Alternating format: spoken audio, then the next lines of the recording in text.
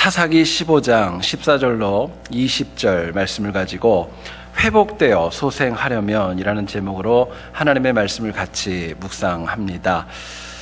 한국의 현대 자수, 여성들이라는 그 자수의 선구자인 박을복 여사는 올해로 100세, 백수를 맞았습니다. 하지만 지난 2007년에 뇌졸중으로 인하여 쓰러지게 되었고 8년째 병상에 누워 있는 가운데 있습니다. 여기에 그 70세가 다 된 아들 오용호 씨가 어머니가 쓰러진 그 다음부터 매일같이 어머니를 찾아가지고 그 귀 속에다가 매일같이 이렇게 얘기를 한다는 겁니다. 어머니, 오래 사셔야 돼요.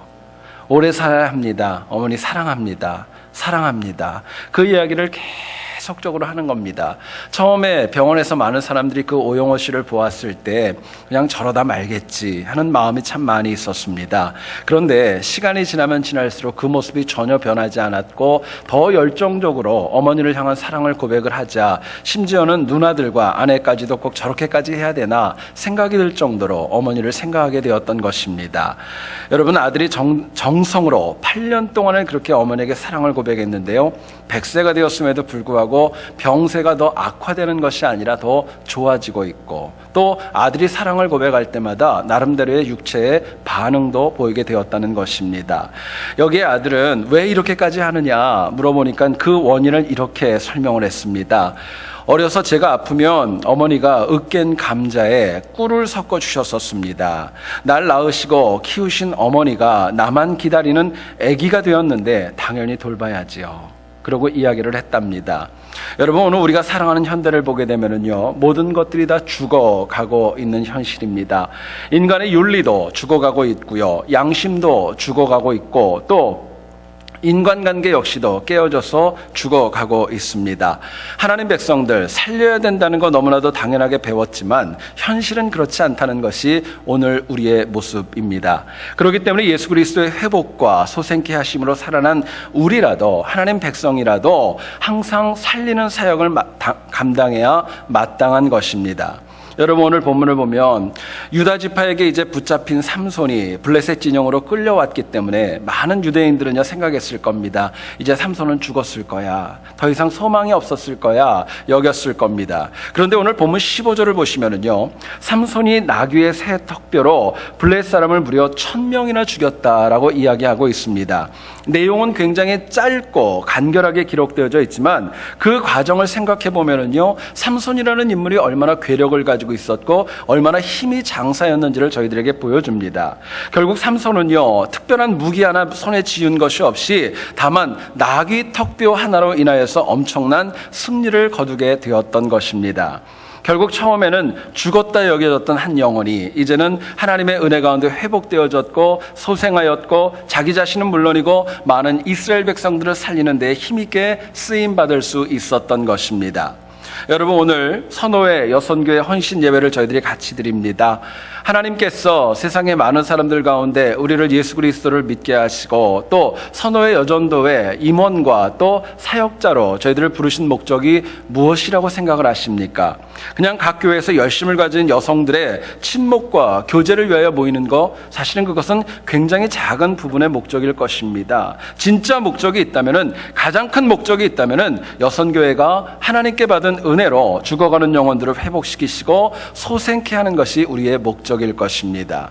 여러분, 이거 위하여서는요, 여선교회에 속한 영혼 각자가 먼저 회복되어져야 합니다. 소생되어져야 합니다. 오늘 본문을 통해서 과연 우리가 어떻게 하면 이 패역한 세상 가운데 소생할 수 있고 회복되어져서 죽이지 않고 살리는 사역을 감당할 수 있을까? 하나님 주는 메시지를 같이 한번 나누어 보기를 소원합니다. 첫 번째로 생각할 것은요, 우리가 회복되어서 누군가를 소생시키기 위해서는요, 나 중심적인 의식을 버리셔야 됩니다. 내가 해야 되고 나는 나 중심의 그런 사고들을 버려야 비로소 누군가를 소생시키시고 또 회복시킬 수 있는 것입니다. 오늘 보면 16절의 내용을 참고하면 삼손 한 명이 무려 1000명을 죽였습니다. 그것도 어떤 무기가 아니라 나귀 턱뼈, 그것으로 이긴 그 기적과 같은 사실을 이야기합니다. 그런데 여러분, 성경을 가만히 한번 읽어보시게 되면은요, 엄밀히 얘기하면 이것은 삼손 혼자만의 승리는 아니었습니다. 삼손이 자기의 힘으로, 자기의 완력과 능력으로 모든 것들을 감당한 거 아닙니다. 14절을 보시게 되면은요, 블레셋과의 전쟁 전에 여호와의 영이 삼손에게 임했다라고 이야기하고 있습니다.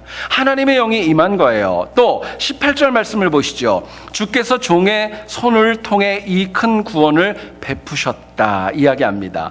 여러분, 큰 구원을 베푸셨다는 거 누가 베푸셨다는 거죠? 주어는요, 주께서 하나님이 하셨다는 겁니다. 삼손은요, 하나의 통로이고 하나의 도구였다는 것을 저희들에게 말씀해 주고 있는 것입니다.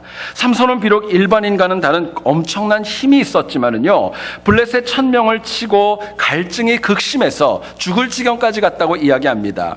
여러분, 이것은 무슨 뜻이냐면은 삼손이 비록 괴력의 소유자이기는 했지만은요, 우리와 똑같은 인간이었다는 것을 저희들에게 말씀해 줍니다. 결국 하나님께서 터뜨려 주셨던 엔하골의 부르짖음의 우물 때문에 그가 살아날 수 있었고 더 많은 일들을 감당할 수 있었던 겁니다. 여러분, 여기서 우리가 좀 주목해야 될 것이 있습니다. 과연 이 엔하골의 우물, 부르짖음의 우물이 과연 언제 터지게 되었느냐, 이것이 참으로 중요한 도전입니다. 오늘 본문을 가만히 보시면은요, 삼손이 1000명을 죽이고 얘기를 합니다. 내가 1000명을 죽였어. 이 이야기를 했을 때는요, 엔하골의 우물은 터지지 않았습니다. 엄밀히 얘기하면은요, 오히려 하나님의 구원을 고백하고 하나님이 도우셨다고 하는 신앙 고백을 한 이후에 비로소, 하나님의 도움을 구할 때에 비로소 엔하골의 우물이 터지게 되었던 것입니다. 여러분, 하나님의 회복과 소생케 하심의 은혜는 내가 뭔가를 했다는 그 마음에 있을 때는 아무것도 일어나지 않는 겁니다. 오히려 철저하게 주께서 허락하신 은혜를 인정할 때 비로소 회복과 소생이 가능한 것입니다. 여러분, 주님의 백성은 항상 회복하고 소생케 함을 위하여서 사역해야 마땅한 것입니다. 이것을 위해서 우리가 꼭 버려야 될 것이 있습니다.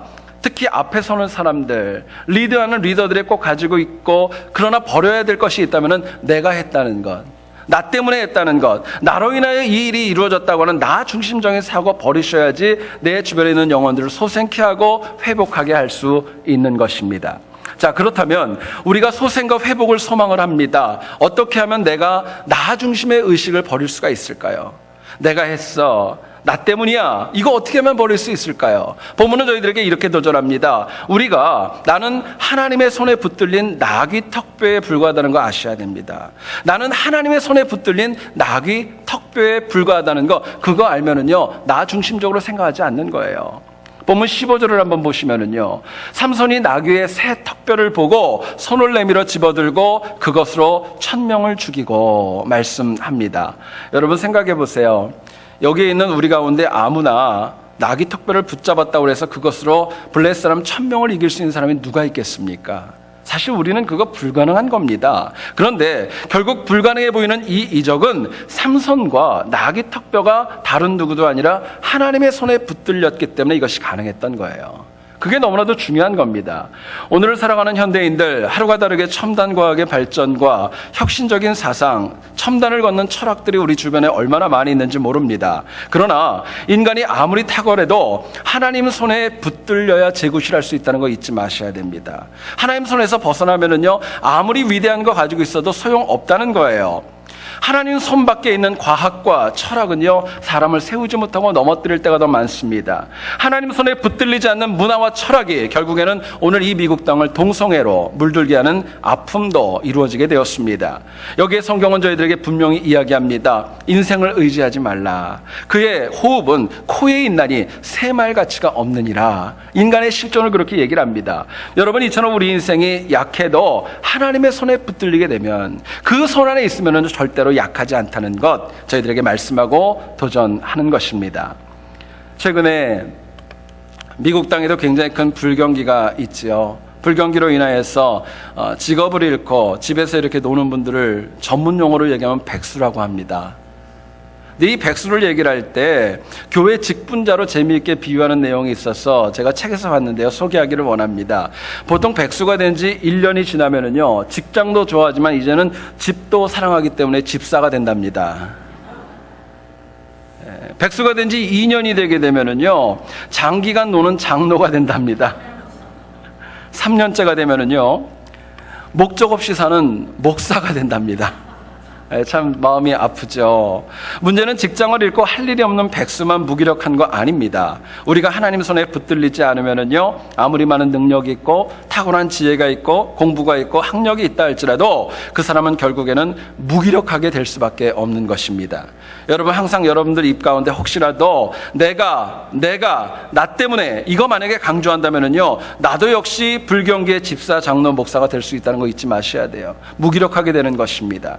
내가 하나님의 손에 붙들린 나귀뼈가 되려면은요, 내가 얼마나 연약하고 내가 얼마나 부족한지를 내가 자인하셔야 돼요. 만약에 내가 부족하고 연약함을 깊이 인식하지 못하면 하나님 손에 우리는 절대로 붙들릴 수가 없기 때문에 그렇습니다.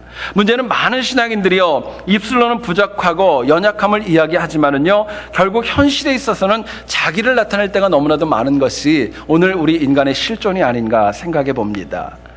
말씀을 준비하다가 우리 교인들하고는 많이 나눈 이야기인데요, 저는 믿지 않는 가정에서 자랐습니다. 그리고 중학교 2학년 때 교회 가면은 예쁜 여학생이 있다는 그 말 한마디에 꼬임을 받아가지고 교회에 처음 가게 되었고 하나님을 만나게 되었고 이제 목사까지 되었습니다.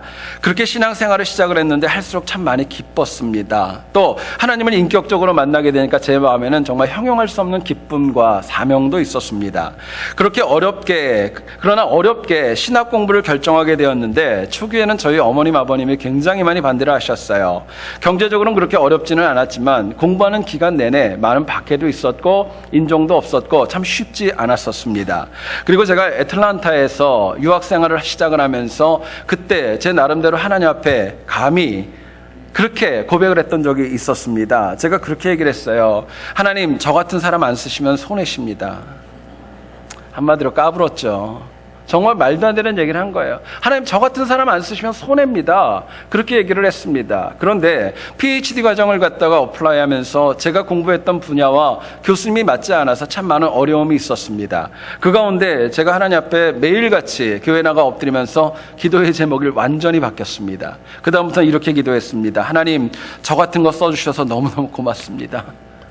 죽도록 충성하겠습니다. 제발 저와 함께 하시고 저를 써주십시오. 그 고백은 지금도 마찬가지입니다. 여러분, 감사한 것은요, 그때 제 시각과 제 고백이 바뀐 그 이후로부터 하나님께서 길을 여셨습니다. 그리고 제가 이 자리, 지금 세안교회 담임 목사 이 자리까지 오게 되었어요.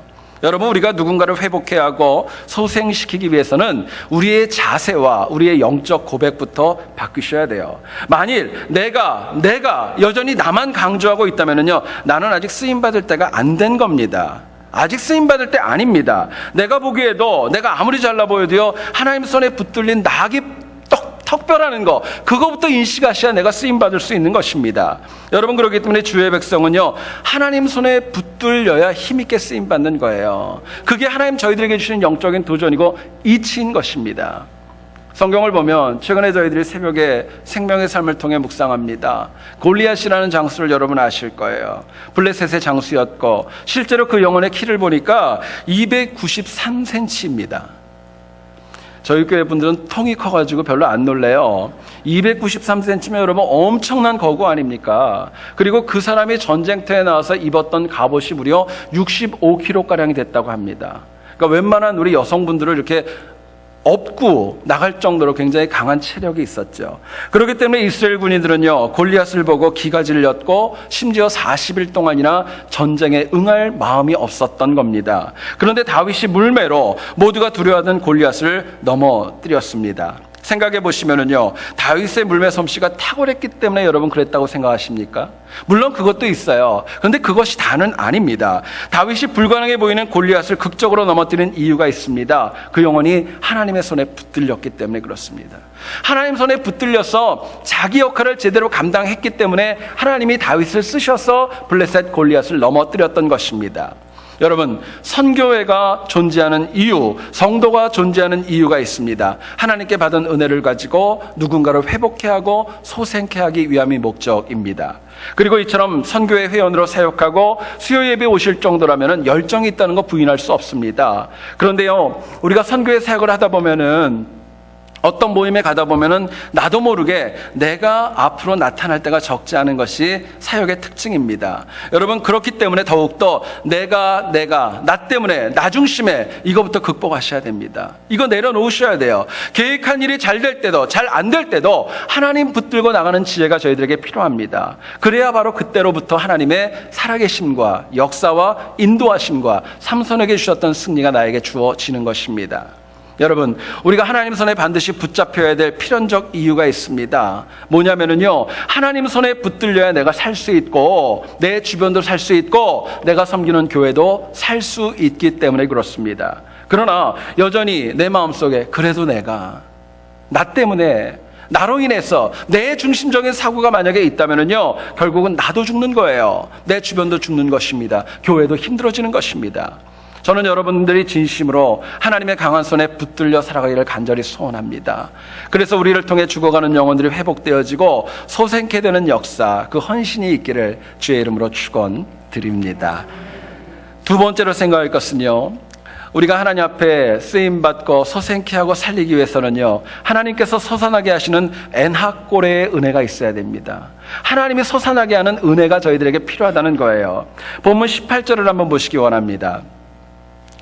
주께서 종의 손을 통하여 이 큰 구원을 베푸셨사오나 내가 이제 목말라 죽어서 할례 받지 못한 자들의 손에 떨어지겠나이다 말씀합니다. 삼손이 아무리 큰 힘이 있었지만은요, 혼자 힘으로 1000명은 죽였지만 모든 블레셋 사람을 다 죽일 수는 없었던 겁니다. 비록 나귀뼈로 1000명은 죽였지만 삼손도 사람인지라 힘들게 되었고 체력의 한계가 되게 되었고 결국에는 쓰러질 수밖에 없게 되었습니다. 그런데 삼손이 회복되고 소생케 되었던 이유가 있습니다. 하나님 앞에 부르짖었고 하나님께서 엔하골에 부르짖음의 우물을 터뜨려 주셨기 때문에 그 영혼이 살아날 수 있었던 거예요. 본문 19절을 보게 되면은요, 하나님께서 주신 엔하골의 우물이 결국은 삼손을 회복케 하였고 소생케 하였다고 저희들에게 말씀합니다. 그리고 그 은혜가 무려 삼손이 그 이후에 20년 동안이나 이스라엘 백성들을 사사로 다스리는데 영적 능력을 공급해 주었던 것입니다. 여러분, 죄인인 인간이 죄와 허물에서 어려움과 낙담에서 회복하려면은요, 엔하골의 우물이 필요합니다. 하나님이 터뜨려주는 은혜가 필요한 거예요. 하나님께서 솟아나게 하는 하늘의 은혜가 있어야 이 땅을 사람답게 살아갈 수 있기 때문에 그렇습니다. 여러분, 엔하골의 그 은혜는 넘어진 내 삶과 심령을 넉넉히 고칠 수 있는 능력이 있습니다. 비록 오래된 나귀뼈와 같이 쓸모없어 보이는 내 실존이라 할지라도 엔하골의 은혜가 있다면 나는 하나님 앞에 붙들림 받고 쓰임 받을 수 있는 것입니다. 생각해 보면은요, 세상의 악함과 세상의 패역감 때문에 내 삶이 곤고하고 어려워지는 거 아닙니다. 엄밀히 얘기하면 그럼에도 불구하고 하나님이 위로부터 공급하시는 엔하골의 은혜가 없기 때문에 내가 넘어지는 것입니다. 낙담하는 거예요. 여러분, 그렇다면 우리가 하나님께서 솟아나게 하시는 그 엔하골의 은혜를 어떻게 하면 받을 수 있을까요? 위로부터 주시는 하나님의 은혜 어떻게 받을 수 있을까 묻게 됩니다. 본문은 저희들에게 이렇게 도전합니다. 하나님께 부르짖는 성령 충만함이 있을 때, 하나님에게 부르짖는 성령 충만함이 있을 때 하나님께서 정말 땅에서 우물을 터뜨려서 나를 회복시키시고 소생케 하신다, 저희들에게 말씀해 줍니다. 여러분, 18절 상반절을 보시면은요, 이런 말씀이 나오죠. 삼손이 심히 목이 말라 여호와께 부르짖었다라고 이야기하고 있습니다. 여기서 이 부르짖다라는 말의 히브리 원어인 카라라는 동사는요, 소리쳐서 외치다는 뜻입니다. 잠잠히 있는 것이 아니라 큰 소리로 하나님에게 도움을 청하는 삼손의 모습을 저희들이 보는 것입니다. 당시 삼손은요, 나귀뼈로 1000명을 죽이고 굉장히 목이 마르고 죽을 지경까지 가게 되었습니다. 그런데요, 성경을 가만히 보게 되면은 혼자 그냥 물을 찾아서 헤매이지 않았고 하나님에게 도움을 청합니다. 하나님에게 도움을 달라고 부르짖는 거예요. 그럴 때 하나님께서 엔하골의 우물을 터뜨려 주셨던 것입니다. 여러분, 본문을 가만히 묵상해 보세요. 1000명이라는 영혼을 죽였습니다. 그렇다고 블레셋 사람들이 주변에 아무도 없었을까요?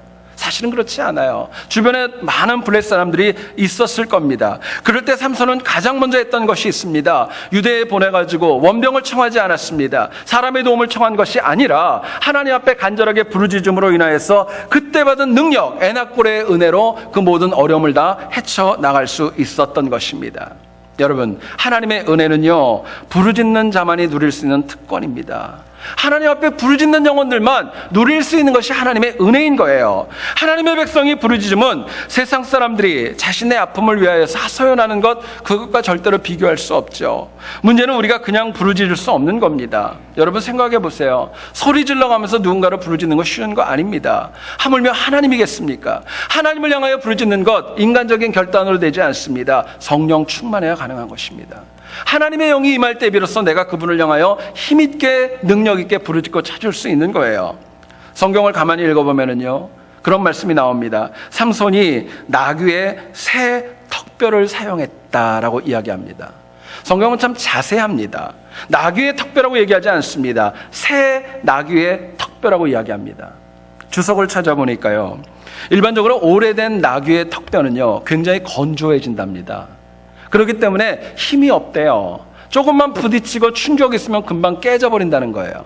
만약에 삼손이요 오래된 나귀뼈를 갖다가 붙잡고 공격을 했다면요 몇 명 부딪히지 않아서 아마 그 붙잡고 있었던 나귀뼈가 다 부서지고 말았을 겁니다. 그런데요, 이 새 나귀뼈라는 단어가 나오죠. 여러분, 이 새 나귀뼈의 특징이 있답니다. 그 뼈에는요 수분이 있답니다.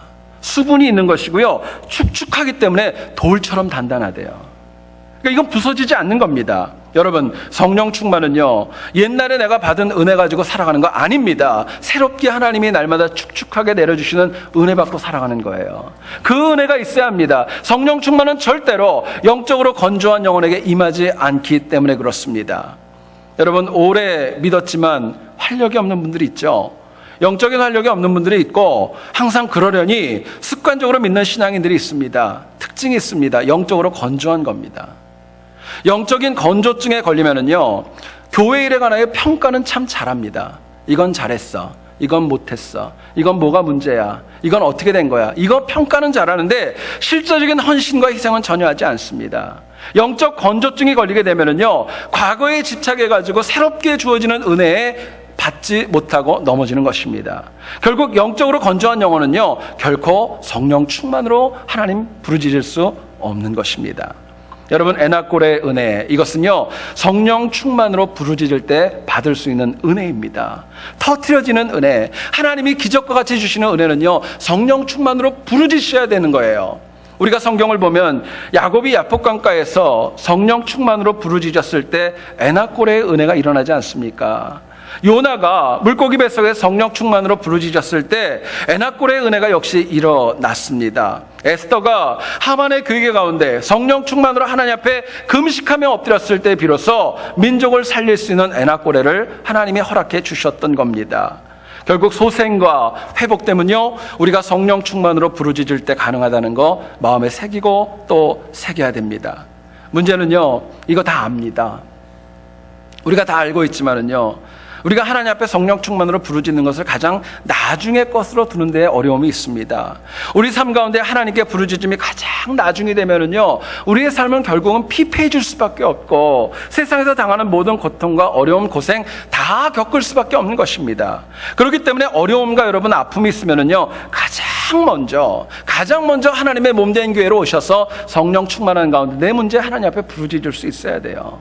먼저 부르짖으면 길이 열리는 것이지만 나중으로 미뤄지게 되면은요 결국에는 그 고생 내가 다 해야 되는 거예요. 어떤 책에 나온 이야기를 소개합니다. 제재소 직원이었던 캐먼스 윌슨이라는 사람이 갑자기 회사에서 레이업을 당하게 됩니다. 아무런 설명도 없이 해고를 당하고 보니까 황당하기도 하고 화가 나가지고 견딜 수가 없었습니다. 하지만 돈도 없었고 마음만 상했지 아무것도 할 수가 없었던 거예요. 이것저것을 찾아보다가 마음의 낙담이 깊었고 아내에게 그런 고백을 하고 하소연을 합니다. 여보, 나는 자살하고 싶어요. 모든 노력을 다 해보았지만 아무것도 할 수 없기 때문이야. 절망 가운데 하소연을 합니다. 근데 이 아내가 굉장히 신실했던 것 같아요. 캐먼스 윌슨에게 이렇게 얘기를 했습니다. 아니요, 당신이 다 해봤지만 한 가지 안 한 것이 있습니다. 그게 뭐냐면은 진지하게 하나님 앞에 기도하지 않은 것입니다. 진지하게 하나님 앞에 기도하지 않았다는 거, 그거 하지 않았다는 거예요. 생각해보니까 이 윌슨이 가만히 되돌아보니까 하나님을 믿는다는 신앙인으로 살아왔지만 정말 고생 가운데 하나님 앞에 진지하게 먼저 엎드려 기도하지 않았던 것입니다. 아내의 조언 대로 다시 기도를 시작합니다. 하나님이 길을 여십니다. 건축업을 하게 되었고 또 일의 특성상 이곳저곳을 다니면서 출장을 가야 됐습니다. 출장을 갈 때마다 이 캐몬스의 마음속에 항상 가지고 있는 아쉬움이 있었어요. 좀 더 편하고 좀 안락한, 그러나 좀 값도 저렴한 호텔이 좀 없을까, 그런 마음이 굉장히 많이 들었던 겁니다. 결국 기도하는 가운데 하나님께서 간절히 부르짖는 그 캐먼스 윌슨에게 홀리데이 인이라고 하는 호텔 체인점을 허락해 주셨던 겁니다. 여러분, 우리가 사는 세상은 패역하고 또 때로는 기쁜 일보다 악하고 끔찍한 일이 우리 주변에 더 많이 일어날 때가 있습니다. 좋은 것보다 아픈 것이 많이 있고 또 이민자의 삶이 하루하루가 쉽지 않지요. 그러나 우리가 성령 충만함으로 하나님 앞에 기도할 때 하나님께서 주시는 에나꼬레의 은혜가 있다는 거 잊지 마셔야 됩니다. 내가 먼저 하나님 앞에 엎드릴 때, 내가 먼저 기도할 때 하나님이 하늘로부터 터뜨려 주시는 하나님의 은혜가 있다는 것입니다. 현대신앙에 문제가 있다면 하나님의 은혜를 사모합니다. 기도해야 된다는 것도 압니다. 그럼에도 불구하고 성령 충만하지는 않습니다. 하나님이 나에게 성령 충만할 수 있는 기회를 안 준 거 아닙니다. 기회도 많이 주셨고 말씀도 듣게 하셨고 엎드릴 수 있는 기회도 많이 주셨고 사람들을 만나 도전받을 수 있는 많은 것들을 저희들에게 허락해 주셨지만 실제로 우리가 하나님 앞에 나와서 성령 충만하지 못할 때가 너무나도 많이 있다는 것입니다. 어느 주일에 예배를 마치고 어떤 목사님께서 성도들과 일일이 악수하며 인사를 나누는 가운데 있었습니다. 어떤 남자분이 눈에 눈물이 그렁그렁 해가지고 목사님 앞에 서가지고 인사를 하는 거예요. 감사합니다. 감사합니다. 목사님 너무너무 고맙습니다. 인사를 하면서 계속 고맙다고 고백을 하는 겁니다. 목사님 혼자 생각을 해보니까 그런 생각이 들었어요. 야, 오늘 내 설교에 엄청나게 은혜를 받았구나. 엄청 은혜를 받았구나 생각을 하고 뿌듯한 마음이 들어가지고 그 남성에게 물어봤습니다. 왜 그렇게 우세요? 뭐가 그렇게 고마우세요? 물어봤습니다.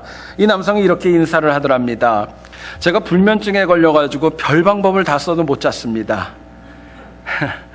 근데 목사님 설교 시간에 내가 너무너무 깊게 자가지고 그게 너무너무 고맙다고 그러고 인사를 하더랍니다. 참고로 여기 손님들이 오셨는데 우리 교회 얘기는 아닙니다. 절대로 그렇지는 않은데, 여러분, 회복과 소생의 은혜는요 단순하게 교회에 출석하는 것으로 인하여 주어지는 거 아닙니다. 직분이 있어서 어쩔 수 없이 봉사하고 헌신하는 것, 그것 통해서 에나꼬레의 은혜가 주어지는 것도 아닙니다.